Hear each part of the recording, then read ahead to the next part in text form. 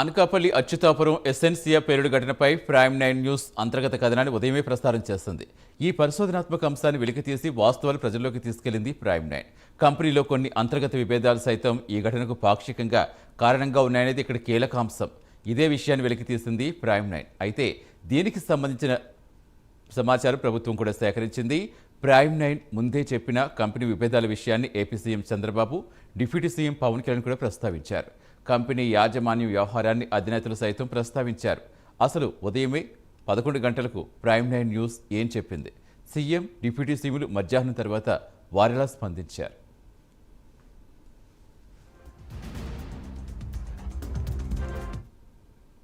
చెన్నై బెంచ్లో ఇక్కడ కూడా ఒక కేసు నడుస్తుంది. ఇది కంపెనీ అప్పీల్ నెంబర్ 106/2003 కింద అక్కడ ఒక కేసు ఇంకా కూడా విచారణ దశలో ఉన్నటువంటి పరిస్థితి.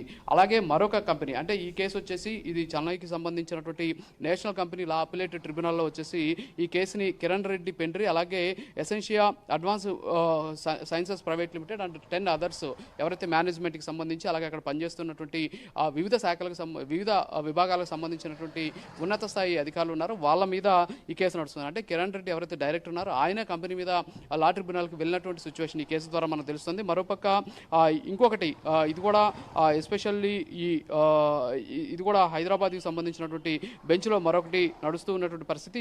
ఈ కేసుకు సంబంధించి కూడా కంపెనీ లా ట్రిబ్యునల్లో 44/2023 అనేటటువంటి ఆ కేసు కింద under section 241 of companies act 2013 కింద ప్రస్తుతానికి అక్కడ విచారణ జరుగుతుంది. అయితే ఇది కూడా ఎవరైతే అడ్వాన్స్ ఆర్డర్స్ కోసం వెయిట్ చేస్తూ ఉన్నటువంటి పరిస్థితి. సో ఈ విధంగా కంపెనీ లా ట్రిబ్యునల్లో కేసులు నడుస్తుండడం, యాజమాన్య హక్కుల కోసం ఆ గొడవలు జరుగుతూ ఉన్నటువంటి నేపథ్యంలో, వివాదాల నేపథ్యంలో ఈ ఘటన జరగడం, అంత పెద్ద స్థాయిలో 18 మంది చనిపోయినటువంటి పరిస్థితులు ఏవైతే ఉన్నాయో దీని వెనక ప్రమాదమా లేకపోతే కుట్ర అనేటటువంటి కోణంలో కూడా విచారణ జరపాల్సినటువంటి అవసరం ఎంతైనా ఉంది. సో కుట్ర కోణంలో కూడా ఇలాంటి సంఘటనలు గతంలో అనేక సందర్భాల్లో చూస్తుంటాం కాబట్టి సో అలాంటి పరిస్థితులు ఇప్పుడు ఉండవచ్చు అనేటటువంటి అనుమానాలు కూడా వ్యక్తమవుతూ ఉన్నటువంటి నేపథ్యంలో సమగ్రమైనటువంటి విచారణ జరిపితే పూర్తి వాస్తవాలు వెలుగులోకి వచ్చేటటువంటి ఛాన్సెస్ కనిపిస్తున్నాయి.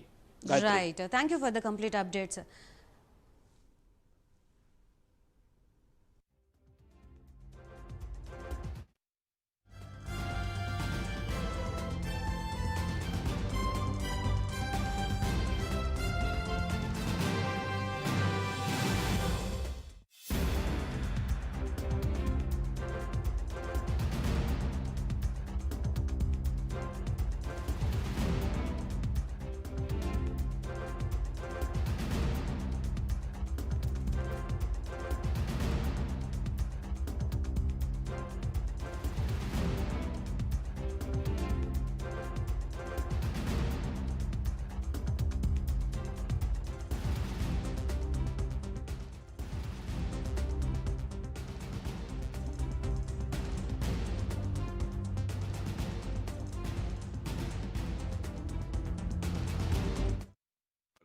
ఏదేమైనా ఇటీవల జరిగే సంఘటనలు ఓసారి నాకు కూడా అనుమానం వస్తుంది. అంటే వారసత్వంగా వచ్చిన లెగసీ ప్రాబ్లమ్సా, లేకపోతే అటు ఇండస్ట్రీ కానీ ఇటు అడ్మినిస్ట్రేషన్ కానీ స్లాగ్నెస్కి వెళ్ళిపోయారా, దానివల్ల ఇంకా రికప్ కాలేకపోతున్నారు, లేకుంటే ఇవన్నీ యాక్సిడెంట్స్ అంటే మామూలు అయిపోయినాయి అనుకుంటున్నారా?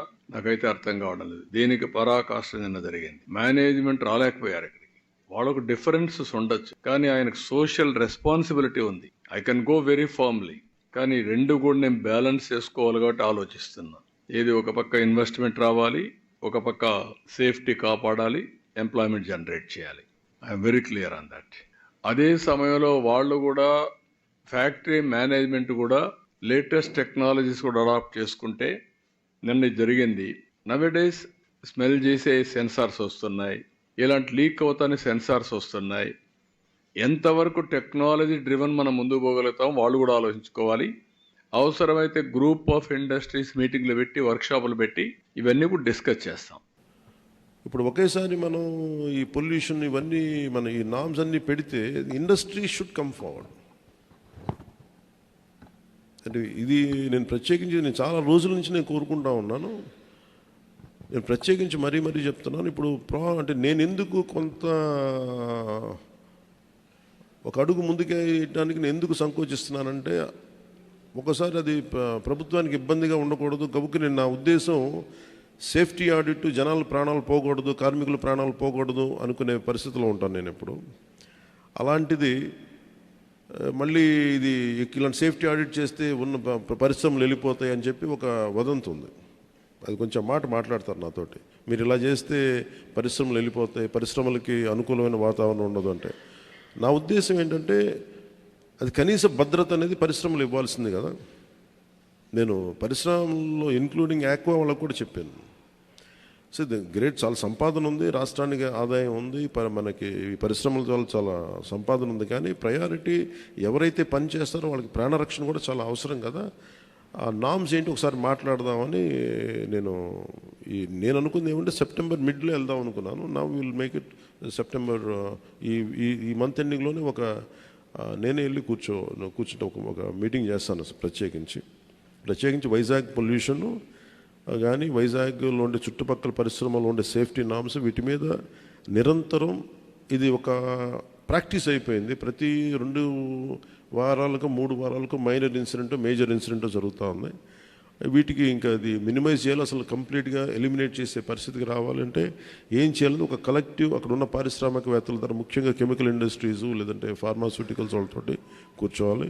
అలాగే ఫార్మాస్యూటికల్ ఇండస్ట్రీస్ కూడా ఎఫ్లూయెన్స్ 2 కిలోమీటర్ల లోపలికి వదిలేస్తామంటున్నారు, కానీ దానిలో కూడా చాలా ఇబ్బందులు ఉన్నాయనేది చెప్తా ఉన్నారు. వీటి మీద ఒక క్లీన్ సేఫ్టీ మన పొల్యూషన్ ఆడిట్ అయితే జరగాలి. అది we will take it forward. ఎందుకంటే ఇది చాలా బాధ కలిగిస్తుంది. ప్రతిసారి చనిపోవటం, సంతాపం ప్రకటించడం లేదంటే ఎక్స్గ్రేషియా ఇవ్వటం, ఇది ఒక ప్రాణాలకి ఒక విలువ లేకుండా అంటే ఇస్తున్నాం, కానీ అది లోపల చాలా కలిచేసేది, బాధేస్తుంది.